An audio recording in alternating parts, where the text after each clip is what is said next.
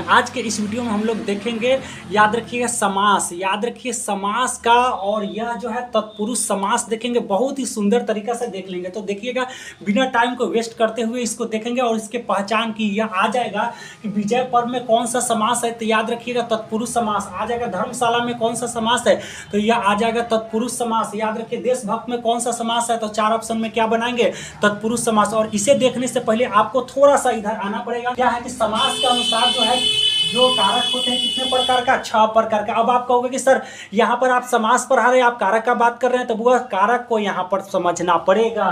तो याद रखिएगा, ऐसे कारक होता 8 प्रकार का, लेकिन यहाँ पर क्या है कि समास के अनुसार कितना, 6 प्रकार का।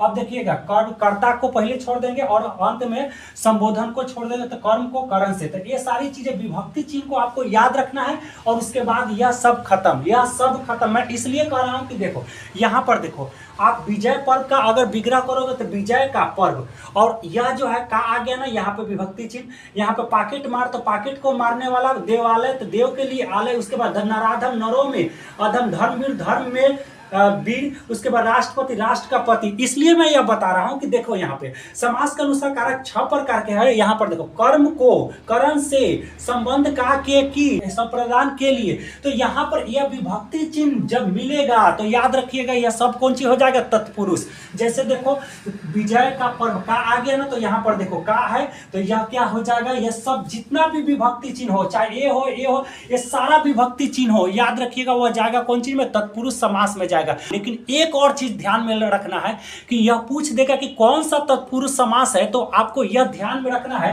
कि जैसे अगर मान के चलिए कि पाकेट मार, तो पाकेट को मारने वाला आएगा कि पाकेट मार में कौन सा तत्पुरुष समास है, तो देखो को आया, क्या आया, को। तो यहां पर देखो को, तो कौन तत्पुरुष समास है, कर्म तत्पुरुष। याद रखिए, सब में क्या जोड़ दीजिएगा, खाली तत्पुरुष आएगा। कि देशभक्त में कौन सा तत्पुरुष समास है, तो देश का भक्त। तो यहां पर देखो देश का भक्त, कौन, संबंध तत्पुरुष। अगर ऐसे आ जाएंगे कि कौन सा समास है, तब तो सब जितना भी विभक्ति चिन्ह है सब हो जाएगा क्या, तत्पुरुष। लेकिन अगर क्वेश्चन आ जाएंगे कि कौन सा तत्पुरुष समास है, तो इसके लिए याद रखना कि ये सब याद रखना जरूरी है। मनोहर में कौन सा तत्पुरुष समास है, तो मन को हरने वाला, तो देखो को आ गया, तो क्या, कर्म तत्पुरुष।